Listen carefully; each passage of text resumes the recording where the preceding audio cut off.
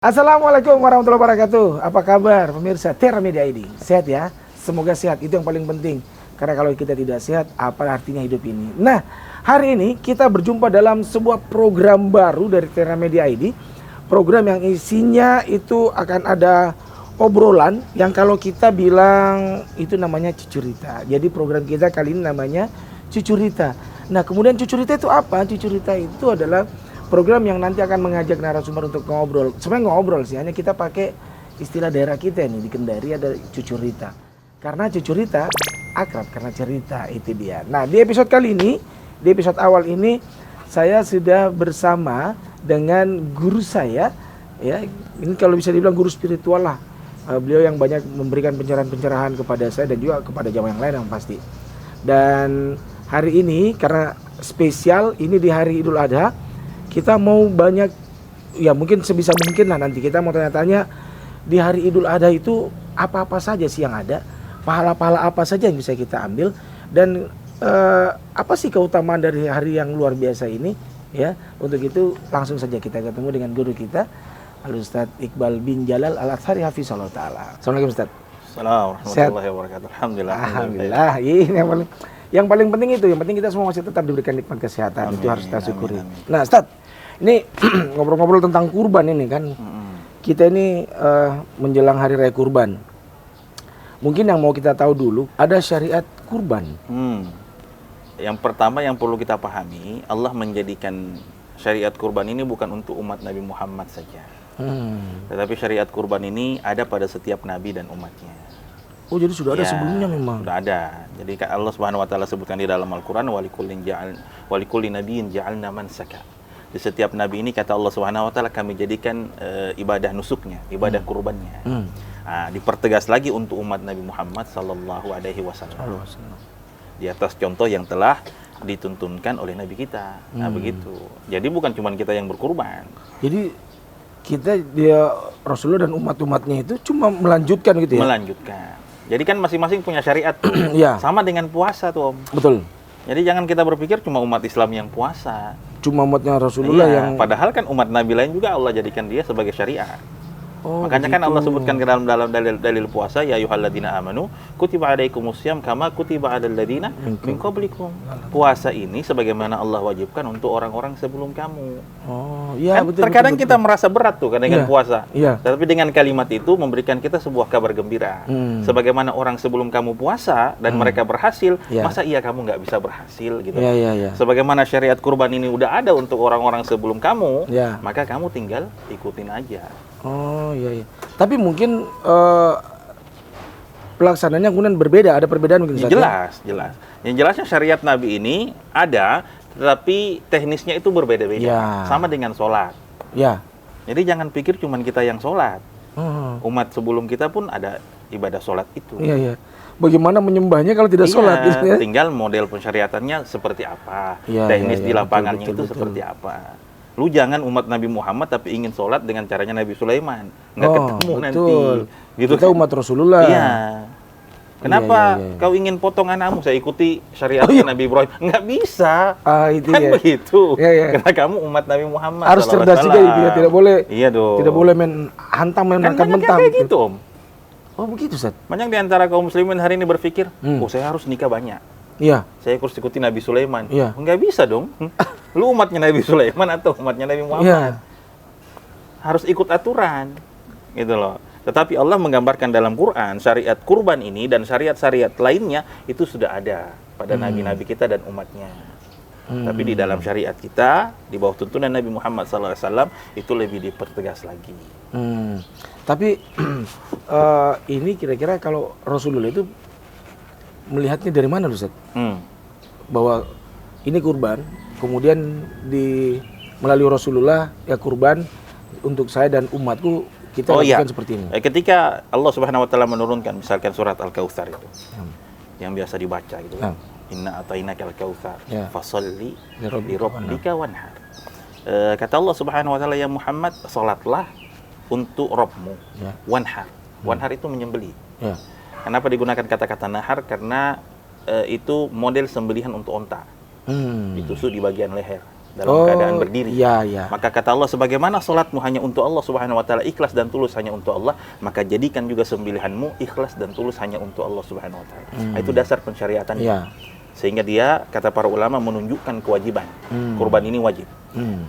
Terlebih dipertegas di dalam hadis Nabi SAW ketika Nabi SAW mengatakan, man kana lahu sa'ah falam yudahi fala yaqrabanna musallana.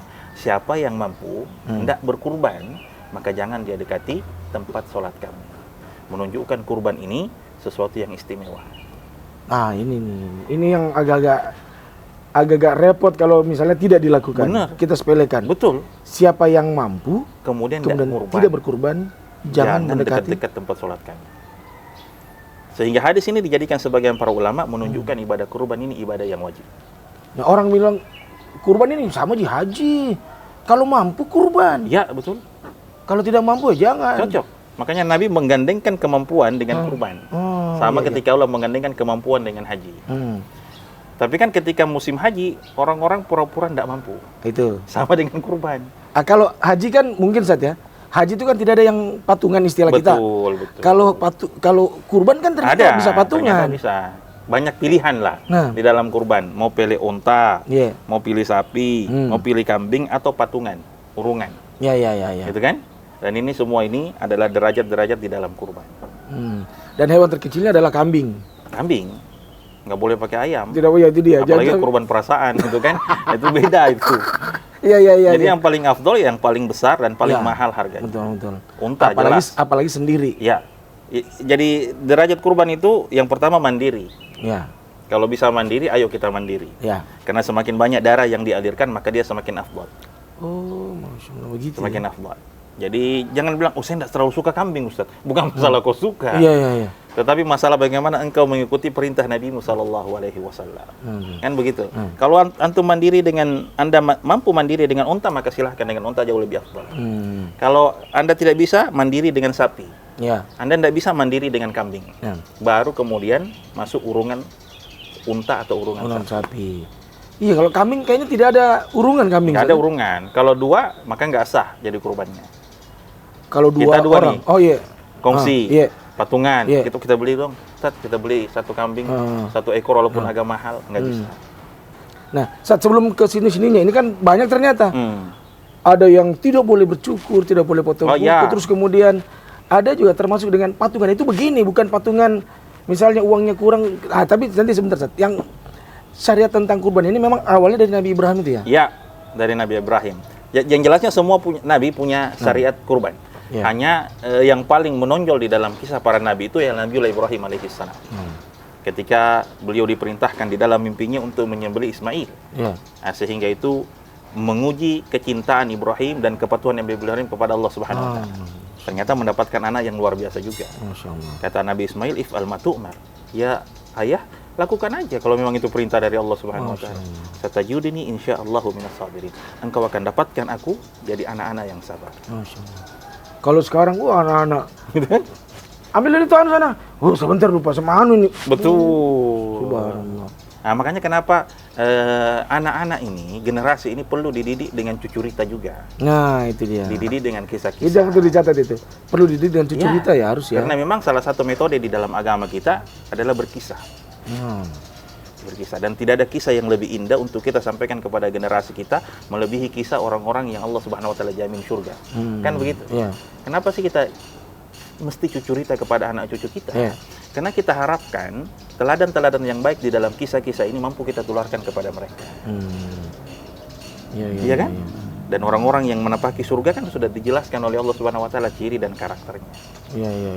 Nah, itulah kebahagiaan sebenarnya. Karena memang kata-kata sa'idah, kata-kata kebahagiaan di dalam Quran, Allah hanya menyebutkan satu kali saja. Fa ammal ladzina su'idu fa fil jannati. Kebahagiaan itu sejatinya dan hakikat kebahagiaan itu ketika Anda sudah masuk dalam surga, itu saja. Nah, perlulah cucurita itu. Dan metode Quran kan salah satunya kisah. Iya, betul. Bahkan para ulama menyebutkan Al-Quran ini cuma 3 saja isinya. Hukum, tauhid, kisah. Hukum, tauhid, kisah. Jadi sepertiga isi Quran itu adalah kisah. Sepertiganya? Ya. Dan itu menunjukkan bahwasanya memang kita perlu belajar tentang kisah. Iya, biar kita tahu dari mana sebenarnya syariat jadi ini. Kita harapkan program kita ini di Cucurita ini memberikan cerita-cerita yang mengedukasi. Iya. Nah, Ustaz, kembali kita ke persoalan kurban. Kurban itu kan ternyata bisa patungan. Ya. Nah, patungan itu 7 orang maksimal. 7 maksimal. Tapi di bawah 7 bisa? Di bawah 7 boleh. Oh, bisa. Dan ternyata harus dengan nilai yang sama. Ya. Kalau kita bilang 1/7 untuk sapi, maka setiap yang patungan punya nilai yang sama.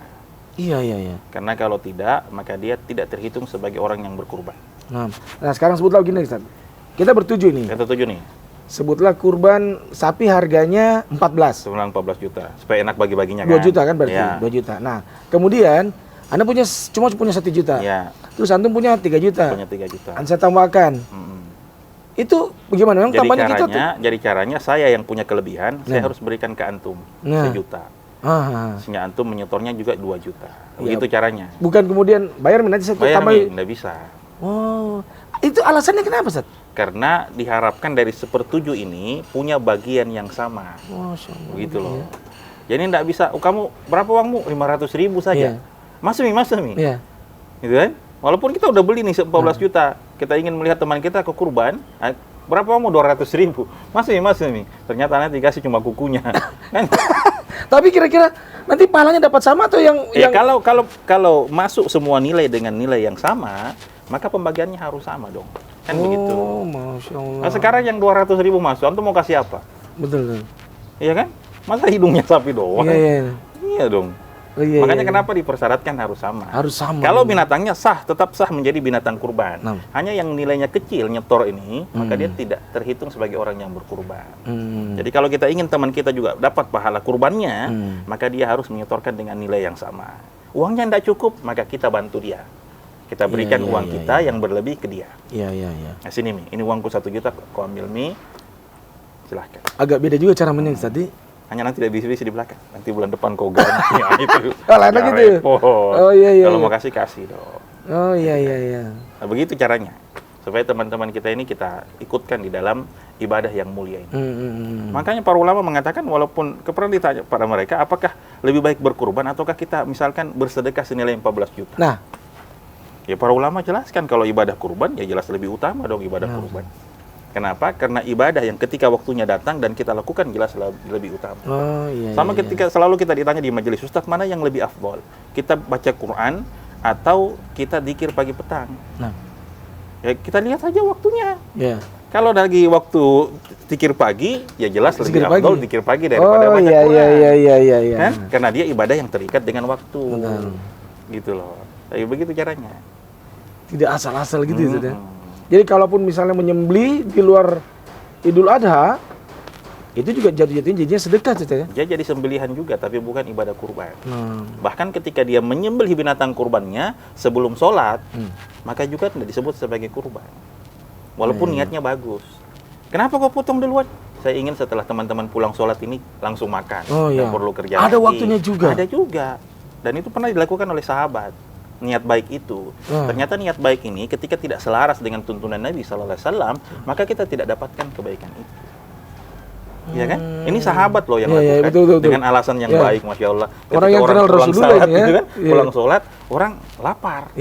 Kan memang selalu niat itu. Baik ini kan? Bagus dong niatnya. Tapi kan ternyata ibadah kurban ini ada tuntunan. Iya. Niat tidak cukup. Nah itu kalau kita bicara misalnya, apakah yang salah dengan ini? Iya betul. Ini kan kebaikan. Betul. Tidak mungkin lah Allah mau Betul, hanya memang ada tuntunannya. Ada tuntunannya dong. Betul. Karena yang paling paham tentang kebaikan ya mereka. Iya. Iya dong. Kalau itu perkara baik, mereka akan selalu terdepan. Betul. Gitu kan? Apalagi langsung dengar langsung dari sumbernya. Nah kita ini sudah jauh sekali baru mau sok-sok. Betul sekali. Nah, Ustaz, tentang kurban lagi nih ya. Pokoknya kita hari ini khusus bicara tentang Idul Adha kurban. Kan kalau kurban juga ada syariatnya juga. Ya. Misalnya kayak orang yang mau kurban ini, tidak boleh potong kuku. Ya betul. Tidak boleh. Kan antum lihat kan kumis saya nggak panjang seperti biasanya kan. Kita ketemuin kumis saya sudah mulai menggelitik gitu kan. Maksudnya mau bilang ini? Iya dong. Maksudnya mau bilang kira mau kurban ini? Ya alhamdulillah. Alhamdulillah, Masya Allah. Memang kita harus berusaha di setiap tahun itu kita kurban. Iya. Sebenarnya kalau kita mau kalkulasi Om, uang yang kita keluarkan gitu kan untuk ibadah itu nggak pernah akan rugi. Dan disitulah Allah menguji betapa kita ini orang yang mengejar kehidupan akhirat ataukah tidak. Saya semalam menganalogikan sama teman-teman di kajiannya Dr. Karim. Saya kan bawa motor tuh ke sana. Antum tahu kan motor saya? Motor saya itu saya bilang sama teman-teman, siapa yang mau beli motor saya? Harga 50 juta. Kata jemaah yang nggak ada yang mau beli. Iya. Biar juga ustaz yang kita bodoh-bodoh kita gitu kan. Nggak ada yang mau beli tuh 50 juta. Terus saya bilang, kalau Dr. Karim bilang, tolong belikan motornya Ustadz 50, uang kamu nanti saya ganti 70. Iya. Jemaah bilang, mau dong. Siapa yang nggak mau? Iya. Kenapa? Karena mereka percaya sama Dr. Karim. Kalau untuk urusan dunia saja, kita percaya sama manusia. Maka masa iya kita nggak percaya sama Allah Subhanahu wa Ta'ala? Itu dia, analoginya gitu begitu. Kan kita ini ibadah kurban, Masya Allah ya. Ketika kita tak punya rezeki, kita mohon-mohon nangis-nangis. Ya Allah, berikan aku rezekimu. Iya, betul. Berikan aku ingin berkurban. Ketika dikasih, kita pura-pura lupa. Coba, kita pura-pura lupa tuh.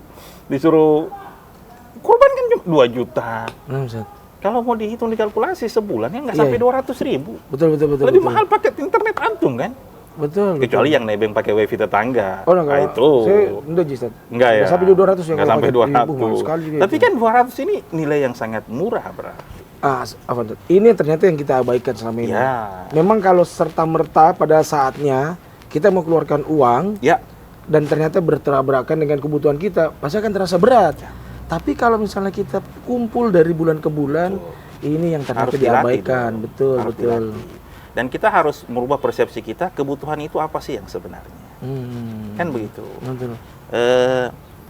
Anggaplah begini, Allah menurunkan bulan Dzulhijjah ini kan adalah hari-hari yang paling baik di sepanjang tahun. Bahkan jauh lebih baik daripada hari-hari Ramadan. Yang istimewa ini kan harus memang diperjuangkan. Orang yang tidak mengetahui keistimewaan sesuatu, tidak mungkin dia akan perjuangkan. Istri kita misalkan, dia kan wanita istimewa dalam hidup kita, gitu kan? Sama kan? Sama. Karena memang lagi live. Ya. Beda kalau tetap. Walaupun rekornya. Tetap. Orang-orang yang istimewa ini, kenapa sih dulu kita perjuangkan dan kita perjuangkan betul. Kita rela berkorban? Betul. Karena kita menganggap mereka istimewa. Allah mengajak kepada kita untuk melihat keistimewaan yang sebenarnya. Keistimewaan itu terletak pada ibadah. Masya Allah. Terletak pada ibadah. Anda jangan pernah mengharapkan keistimewaan dengan melalui pintu selain ibadah. Anda tidak bakalan dapat. Betul. Hari-hari Dzulhijjah ini, kenapa dia menjadi hari-hari terbaik di sepanjang tahun, bahkan melebihi Ramadan? Karena di sepanjang hari Dzulhijjah ini terkumpul ibadah-ibadah pokok yang tidak Allah kumpulkan di selain bulan Dzulhijjah. Bahkan Ramadan. Bahkan sahabat Rasulullah ada yang sampai bertakbir dari mulai tanggal 1. Nah, itu yang perlu kita jelaskan, sunnah-sunnah yang mulai ditinggalkan. Nah, itu. Nah, bisa nggak dijelas apa sih sunnah-sunnahnya, Ustaz? Kalau kita di bulan Dzulhijjah jelas ibadah umum, gitu kan. Ibadah secara umum maka seluruhnya disyariatkan. Karena Nabi mengatakan, "Ma min ayyam al-amalu shalih khairun wa ahabbu ila Allah min hadhil ayyamil akhir." Tidak ada amalan yang jauh lebih baik dan lebih dicintai oleh Allah melebihi amalan yang Anda lakukan pada 10 hari pertama bulan Dzulhijjah. Itu aja. Di 10 hari pertama bulan Dzulhijjah, karena Allah sebutkan di dalam Al-Qur'an dan Allah jadikan dia sumpah.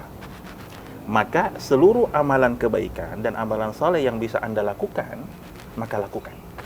Berbakti kepada orang tua, bersedekah, hatta menyingkirkan batu dari jalan. Itu kan ibadah besar. Dan ternyata kalau ibadah itu dilakukan di 10 hari pertama bulan Dzulhijjah, maka dia menjadi ibadah yang paling baik dan paling dicintai. Gitu loh. Itu baru ibadah-ibadah. Itu kemudian di bulan Dzulhijjah itu saja. Tapi kan ternyata, dan kita sayangkan masyarakat ini tidak mengerti keistimewaan ini. Kenapa mereka berlomba-lomba masuk ke masjid bulan Ramadan? Kemudian mereka meninggalkan masjid di bulan Dzulhijjah. Padahal kan ibadah wajib dari bulan Dzulhijjah jauh lebih besar berat pahalanya. Jauh lebih dicintai oleh Allah melebihi ibadah wajib yang Anda lakukan di bulan Ramadan. Begitu ya. Tapi kan tertutup, kan? Nah, ini kita inginkan Cucurita ini menjadi bagian dari informasi yang diserap oleh masyarakat kita. Dan kita mendapatkan bagian kebaikan. Iya, karena kalau ya sebetulnya misalnya dengan termasuk dengan Anda mungkin Ya. persiapannya itu di bulan Ramadan. Iya dong. Wah, kencang sekali. Ada dong persiapan. Nah, Ustaz. Tapi ketika Karena istimewa. nah, Ustaz. Mana ada 1 bulan juga yang Ya. lebih istimewa lagi. Jelas. Dia terbatas hari-harinya. Nah, Ustaz. Datang seorang tokoh lah ke kita. Nggak mungkin lah kita melakukan persiapan ala kadarnya. Nah, Ustaz. Nggak usah itulah. Kalau kita punya hajatan, Nah, kita punya pernikahan, nah. maka kita tidak menginginkan seluruh agenda-agenda selain pernikahan ini mengganggu agenda itu. Kenapa? Betul. Ini istimewa, momen spesial. Ya. Maka hari-hari Dzulhijjah ini pun istimewa dan spesial dalam kehidupan kita. Bahkan jauh lebih spesial daripada hari-hari yang lain. Nah, sekarang Ustaz, itu tentang kenapa tidak boleh potong kuku dan bercukur. Kalau permasalahan kenapa sih nggak boleh potong kuku, nggak boleh cabut rambut, tidak ada hadis yang mendasari itu. Maksudnya disebutkan apa hikmahnya. Tapi kalau hadis larangannya ada. Nabi mengatakan siapa yang punya kurban, maka fala yamassan. Jangan dia menyentuh sedikit pun, dalam artian dia mencabut, dia mencukur kukunya, rambutnya. Apa hikmahnya? Wallahu ta'ala a'lam. Itu satu. Yang kedua, sebagian para ulama mengatakan, mencoba mencari hikmahnya, mereka mengatakan karena apa yang di dalam tubuh ini, bagian tubuh ini akan menjadi saksi pada hari kiamat. Bahwasanya mereka akan menjadi saksi kita melakukan kebaikan-kebaikan itu. Tetapi kan itu tidak didasari dengan hadis-hadis. Yang jelasnya satu, di dalam perintah dan larangan, ketika kita mendapatkan perintahnya dan larangannya, sami'na wa ata'na. Itu yang pertama. Itu yang pertama. Kalau di kemudian hari ternyata ada hikmah yang kita ketahui, alhamdulillah. Tetapi itu tidak juga menambah, memang ini adalah sebuah kewajiban juga. Cukuplah kita mendengarkan ini perintahnya, ini larangannya. Sami'na wa ata'na. Patuh saja. Udah. Nah, sekarang kalau bicara tentang patungan lagi, Tat. Misalnya, anak yang patungan ini, apakah kemudian pahala itu Anda dapatkan cuma secara pribadi atau ikut dengan keluarga-keluarga? Kalau kurban ini kan hada minni wa min ahli baiti. Ya Allah, kurban ini dariku dan untuk keluarga. Jadi seluruh keluarga kita, istri dan anak-anak, insya Allah dapat pahala kurban. Dapat pahala kurban. Ya. Jadi begitulah tuntunan Nabi SAW. Nggak usah antum kurban, istri juga ikut kurban, anak juga ikut kurban. Karena memang apalagi banyak uang ini, Ustaz. Beb, kau kurban juga. Tulis namamu situ. Kau baca, kau tulis juga namamu situ. Itu nggak usah. Satu saja. Karena kita tidak dapatkan tuntunan itu di dalam Nabi SAW. Memangnya istri Nabi miskin-miskin? Kaya kan? Tapi tidak ada kita dapatkan ketika Nabi kurban, istrinya juga kurban. Enggak. Cukup kepala keluarga saja yang berkurban, maka insya Allah pahalanya sudah dapat. Hanya jumlahnya mungkin, ini kan kelebihan banyak nih. Sini, kumpul semua ke saya. Nanti saya berikan kurbannya gitu ya? Kalau itu boleh. Ya. Kurbannya yang diperbanyak. Betul. Syariat yang lain, selain ada, bayangkan kita takbir sampai 10 hari. Amalan soleh itu kan? Di 10 hari. Amalan soleh yang berikutnya disebutkan di dalam hadis Ibnu Umar. Kata Nabi SAW, min ayamin a'zam. Hari-hari Dzulhijjah ini adalah hari-hari yang agung. Maka di antara amalan khususnya, fa'aksiru minat tahlili wa takbir wa tahmid. Perbanyaklah di hari-hari ini, kata Nabi, bertahlil, kemudian bertakbir dan bertahmid. Ini di antara sunnah yang hari ini ditinggalkan oleh kaum muslimin. Untuk memperbanyak tahlilnya, la ilaha illallahnya, memperbanyak takbirnya, dan memperbanyak alhamdulillahnya. Sehingga Ibnu Umar, Abu Hurairah radhiyallahu ta'ala dinukilkan di dalam sejarah kepada kita, mereka sengaja keluar dari rumah. Hanya untuk apa? Untuk mempraktekkan sunnah ini. Dari tanggal 1 sampai tanggal 10. Mereka keluar bertakbir dengan suara keras. Sehingga orang-orang melihat, kenapa? Kalau para sahabat bertakbir, jelas mereka punya ilmu. Ayo kita ikut. Nah, sekarang kita nih, kira-kira kita Ustaz, kan itu sampai ke pasar-pasar. Nah, ini kita jangan sampai kita Allahu Akbar. Kenapa itu orang sana itu? Lampu merah gitu kan, Allahu Akbar, Allahu Akbar. Kenapa? Belum Lebaran. Nah, itu gimana kira-kira saat gitu? Nggak usah diambil pusing gitu loh. Lakukan saja. Lakukan saja. Nggak urus orang yang Kenapa? Karena ibadah kita ini antara kita dengan Allah Subhanahu wa taala. Gitu kan? Iya. Dan itu harus kita, kalau bukan penuntut ilmu, orang-orang kita yang kayak belajar nih, tidak mengamalkan itu, kapan orang-orang awam akan paham itu? Iya. Gitu kan? Betul. Nah, antum bertakbir, saya jalan bertakbir, di mobil bertakbir, lampu merah bertakbir, istri anak kita ikutkan untuk kita ajarkan bertakbir. Masa iya minimal tetangga kita pasti akan kepo tuh. Iya kan? Harus ada tuh bisa orang gila betul itu takbir. Saya juga dapat juta di situ. Aliran apa itu? Semakin banyak yang penasaran. Iya. Maka mereka akan semakin mencari. Mungkin akan mencari tahu akhirnya. Jelas. Nah, sehingga kemudian ilmu ini betul-betul bisa teramalkan. Oke. Nah, kita kan yang belajar ini merasa malu dan minder untuk memulai itu. Padahal itu pahalanya besar loh.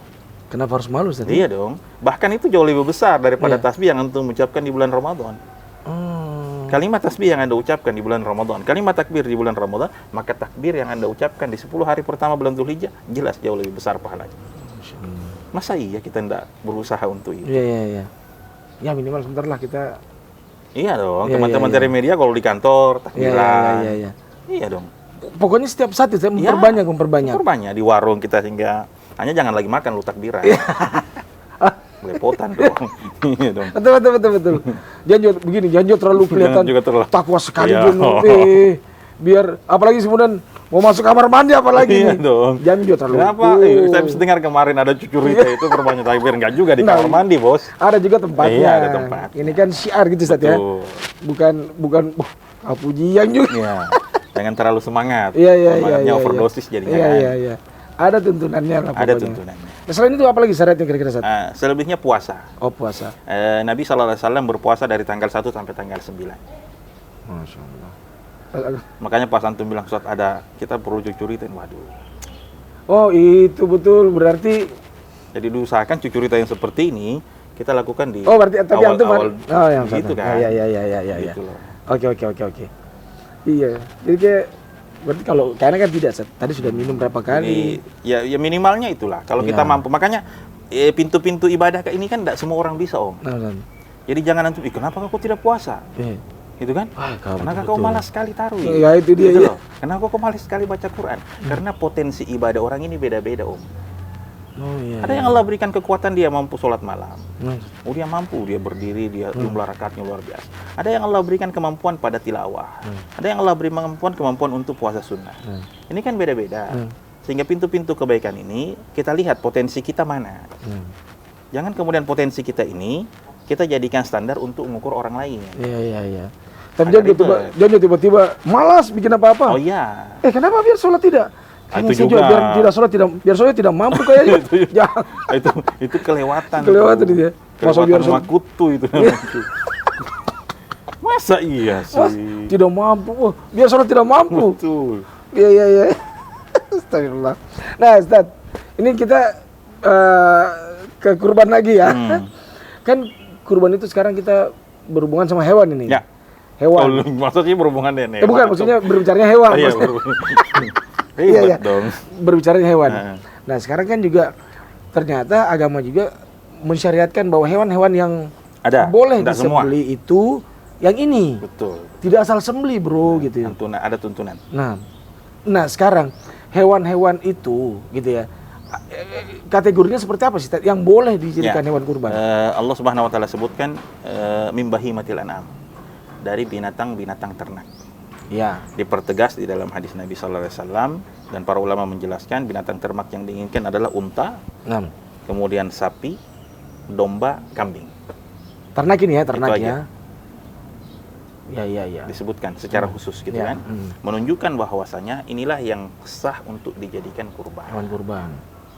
Nah, tentang kriterianya, Ustaz.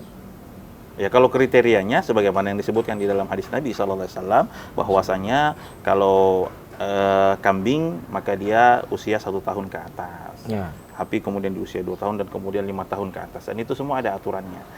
Enggak asal copot. Enggak asal copot gitu kan. Sehingga kita perlu memang belajar. Kita ingin kurban, maka kita tanya dong sama orang yang paham. Kalau urusan dunia saja kita berusaha mencari orang yang paling paham, masa ya urusan akhirat ini kita main-main, gitu loh. Asal saja. Kan nggak boleh dong. Anak sakit kan kita berusaha cari dokter yang paling baik. Betul. Nah, itu urusan dunia. Masa sih urusan akhirat yang menjadi sebuah keabadian dan akan kita bawa sampai ke hadapan Allah, kita asal-asalan. Makanya ketika Sufyan Ats-Tsauri mengajarkan sebuah akidah kepada umat, beliau ditanya, apakah ilmu yang engkau ajarkan ini mampu engkau pertanggungjawabkan di hadapan Allah? Kata Sufyan, tulis apa yang aku ajarkan, aku akan pertanggungjawabkan. Gitu. Kalau tentang kriteria fisik, Ustaz, adakah misalnya kalau fisiknya hewan ini tidak boleh apa? Oh iya. Ya. Usahakan yang kita jadikan kurban ini binatang-binatang terbaik. Ya. Sehat. Ya. Nggak ada cacatnya, Ya. kekurangan fisiknya. Lu jangan cari, oh itu ada sapi lumayan tuh harganya berapa? 20 juta. Tapi telinganya tinggal satu. Tidak boleh yang cacat, ya harus lengkap ya secara fisik ya. Lengkap. Oh itu ada, Tat, tapi kayaknya panu, Tat. Nah, kalau itu adakah sapi panu? yang sakit-sakit begitu boleh lah. Tapi bukan sakit-sakit fisik yang kemudian ketika kita lihat nampak kekurangannya. Berarti termasuk misalnya gitu, ada hewan itu sapi kesana itu kemarin udah lari di hutan ditado sama orang, makanya itu udah pincang itu kakinya. Nah, itu diantara yang tidak boleh kita korbankan. Tidak boleh walaupun pincang. Ya. Jadi betul-betul kita memilih hewan yang terbaik. Kondisinya memang harus yang kondisi fit gitu, Ustaz, kondisi fit. Dan tidak boleh mungkin kurus. Betul. Kan ini kita yang penting sekurban deh. Iya. Ya, kalau cuma sekedar kurban. Bukan cuma sekedar beli hewan potong ini ya. Iya dong. Harus ada dagingnya. Kita ini apa sih? Terkadang untuk kita berikan ke Allah tuh. Bukan daging itu nggak bakalan sampai ke Allah, jelas. Betul. Kan orang bilang bukan juga. Masa iya Allah makan daging? Iyalah. Yalah yanalullah luhumuha wala dimauha, kata Allah. Tidak bakalan sampai darah dan dagingnya, walakin yanaluhu taqwa. Tetapi yang sampai kepada Allah sejauh mana ketakwaan. Sejauh mana kecintaan. Itu kan? Masa iya perkara dunia kita mau yang maksimal? Tapi untuk urusan akhirat yang abadi, menjadi kebahagiaan kita cari asal-asalan. Itu loh. Tidak ada yang mau merugi di dunia. Tidak ada yang mau merugi. Tetapi dalam urusan akhirat, terkadang kaum muslimin ini perlu untuk selalu diajari. Ya. Kehidupan ini kehidupan akhirat. Apa yang Anda korbankan pasti Allah ganti. Semua yang Anda korbankan untuk ibadah, pasti Allah Subhanahu wa taala ganti. Makanya kan kenapa tuh kita dimotivasi untuk selalu ke tanah suci. Itu kan pengeluaran tuh. Tapi tidak ada di dalam sejarah orang yang bolak-balik sana miskin. Nggak ada. Bahkan akan semakin Allah berkahi. Kenapa? Karena satu sen yang Anda keluarkan untuk ibadah, Allah akan ganti berlipat-lipat. Nah, disinilah kita hari-hari kurban ini kita dididik untuk tidak terlalu mencintai harta. Nah, Ustaz, gimana begini, Ustaz? Kan ini sebutlah misalnya, waktu sudah berjalan, pas dengar antum kasih, baru. Ya ini benar, antum kasih nasihat, kayaknya memang harus kurban saya ini. Saya mau ikut kurban, tapi 10 hari ini sudah berjalan, Ustaz. Terus kemudian saya sudah sempat cukur, atau saya sudah sempat pernah potong kuku. Nah, gimana kira-kira, Ustaz? Nabi SAW mengatakan siapa yang berniat untuk kurban, maka semenjak masuk Zulhijjah maka jangan dia menyentuh sedikit pun dari rambut dan kukunya. Nah, permasalahan yang Om Erwin sampaikan agak berbeda. Dia kan tidak punya niat tuh. Awalnya. Dari awal. Sehingga dia terbiasa saja tuh motong kukunya, menjalankan sunnah-sunnah. Setelah melihat cucu Rita ini, mendengarkan kemuliaan-kemuliaan kurban, maka di tanggal 5 ini dia berniat untuk kurban. Maka semenjak itulah dia tidak boleh juga. Jadi kalau belum ada niatnya untuk kurban, nggak ada masalah. Iya. Beda kalau sudah niat dari awal gitu saja. Hanya yang perlu dipahami juga, bahkan yang berkurban pun, ketika dia ingin potong, ya nggak ada juga sih sebenarnya dosanya. Hanya kan ini ada tuntunan tuh, aturan. Betul. Jadi tidak perlu juga terlalu Iya. Jadi santai aja sebenarnya. Saya ada nih baru uang masuk ini, tapi nggak bisa, saya sudah Betul. gitu. Padahal alasan aja sih sebenarnya. Kan tiba-tiba misalnya ada rezeki masuk. Kan kalaupun ada yang punya rezeki di tanggal 11, 12, silakan, Om. Udah lewat tanggal 10 gitu kan. Karena kan penyembelihan ini sampai tanggal 13. Sampai tanggal 13. Yang penting dia dilakukan setelah sholat Idul Adha gitu kan. Termasuk dengan orang yang berhaji nih, Ustaz. Ya. Ini Masya Allah, rezeki dan kesempatan yang Allah Subhanahu wa taala berikan kepada teman-teman kita. Nah, sebenarnya idealnya orang berhaji itu berapa lama sebenarnya, Ustaz? Kalau idealnya kalau hari-hari haji kan enggak lama, Om. Hari haji itu kan mulai dari tanggal 8 saja. 8, 9, 10, 11. Kalau enggak dilakukan di 11, tanggal 12, 13. Bahkan tawaf ifadah itu bisa diakhirkan sampai akhir Zulhijjah. Tinggal dilihat aja kemampuan. Tapi kalau hari haji enggak lama. Tapi kenapa, Ustaz? Kenapa kita lama sekali? Kemarin orang pikir, lama 1 bulan, Ustaz. Yang dibayar itu kan hotel. Stay-nya.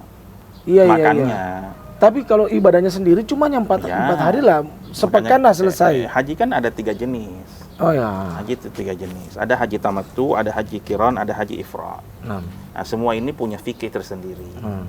Kalau Anda haji tamattu, pasti jauh lebih lama. Iya. Nah, ini yang banyak dari jemaah kita Indonesia. Ya. Kebanyakannya tamattu. Jadi umroh dulu, tiba umroh dulu, selesaikan tahallul dan tidak boleh dia cukur habis karena ada nanti tahallul di haji yang kedua. Nah, dia boleh bersenang-senang tuh, makanya tamattu. Oh, bersenang-senang. Tamattu itu bersenang-senang. Jadi dia sudah larangan-larangan ihram yang kemarin nggak boleh sama istri, nggak boleh cukur apa semua, itu bisa. Maka sudah boleh lagi dia lakukan. Makanya dia boleh bersenang-senang. Tamattu ini. Itu namanya tamattu. Kalau haji qiran, maka dia menggandengkan umroh sama haji. Makanya disebut dengan qiran. Digandengkan. Nah, ini agak lebih berat karena selama itu dia memakai pakaian ihram sampai datang hari-hari haji. Berat jadi dia dari umroh, jadi semua larangan ihram nggak boleh, tetap menuju ke haji dia harus tetap pakai berihram.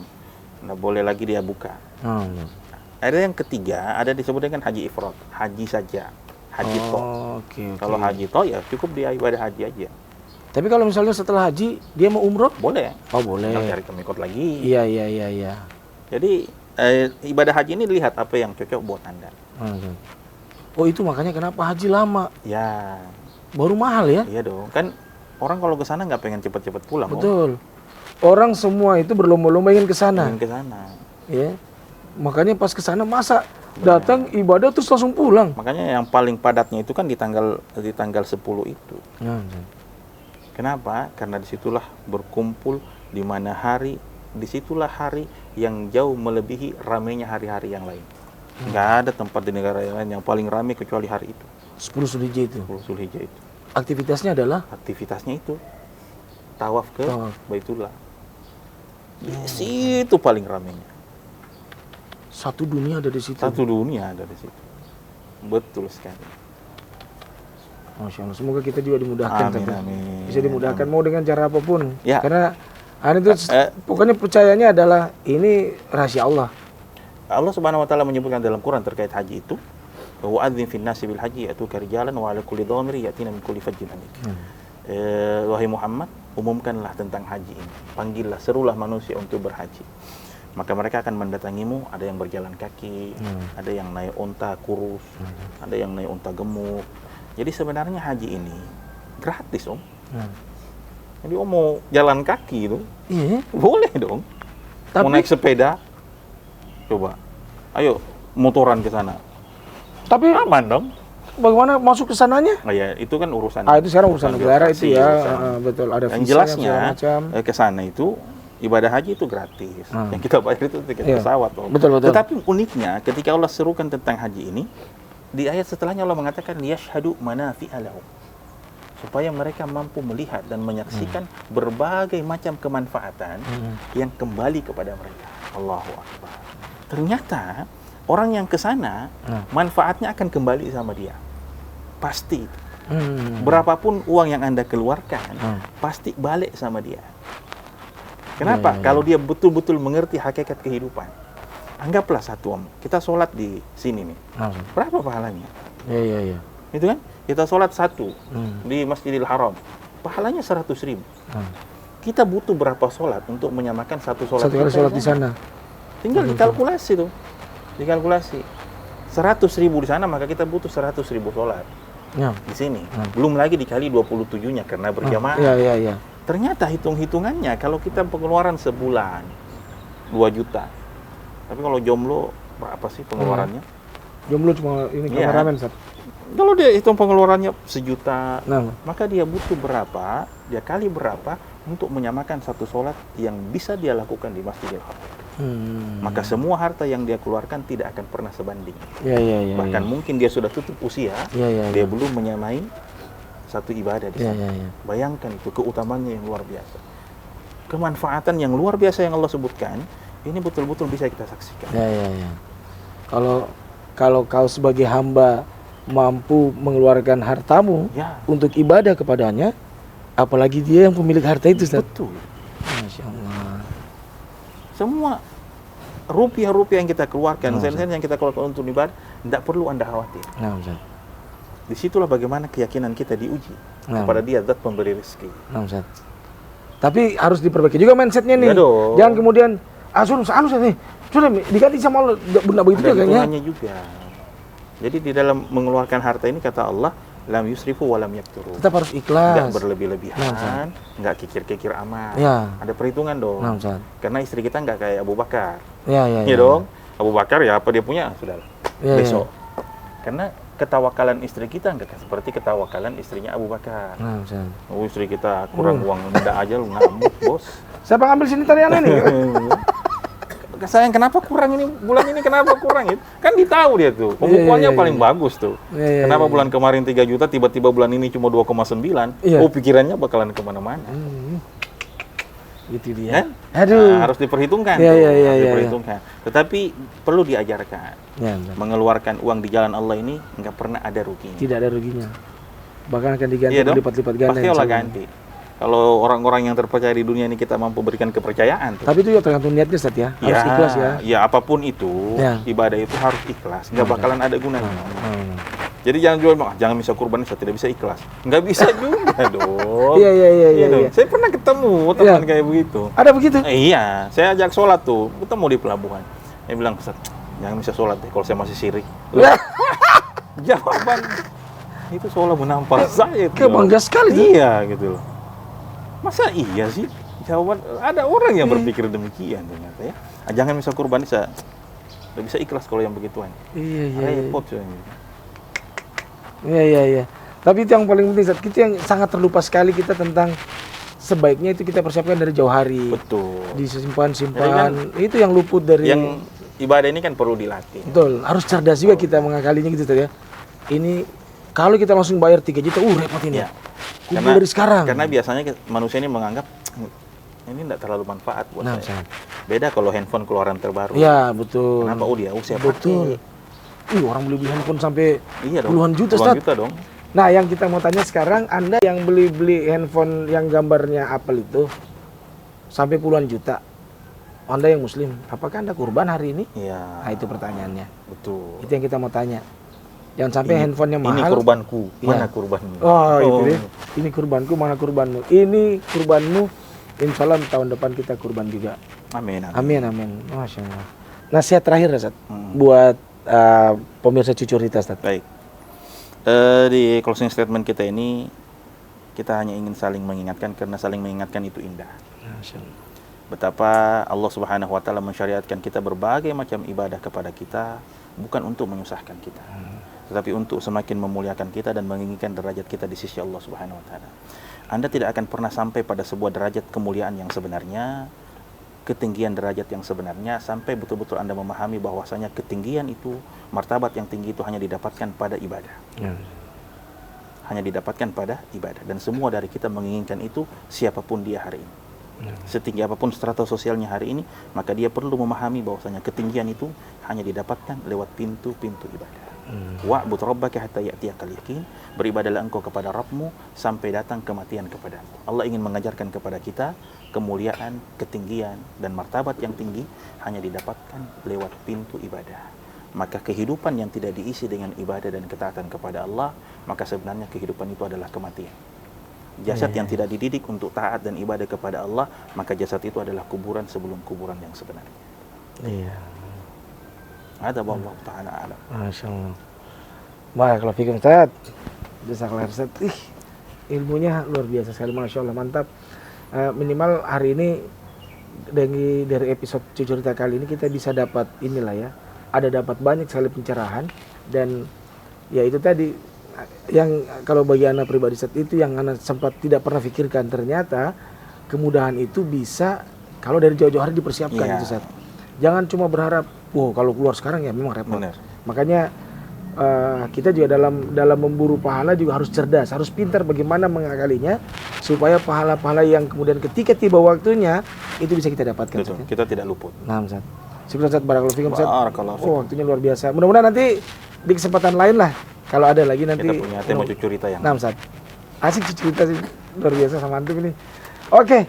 Baik, pemirsa Cucurita, ini akhir dari kebersamaan kita di episode kali ini. Cucurita bersama guru saya loh ini ya, Ustaz Iqbal bin Jalal Al-Harari Faisal Ta'ala, dan Insya Allah semoga beliau dia dan keluarga selalu diberikan kesehatan, keberkahan oleh Allah Subhanahu Wa Taala, dan buat kita semua lah, buat tim kru Cucurita, buat juga pemirsa Cucurita, dan ingat pastikan tidak sebisa mungkin, sekuat mungkin, apapun pahala yang ada di depan kita, kita ambil, jangan pernah sia-siakan itu. Oke, ini akhir dari kebersamaan kita di episode kali ini. Saksikan terus nanti Cucurita di episode-episode yang lain, karena Cucurita akrab karena cerita. Terima kasih. Assalamualaikum warahmatullahi wabarakatuh.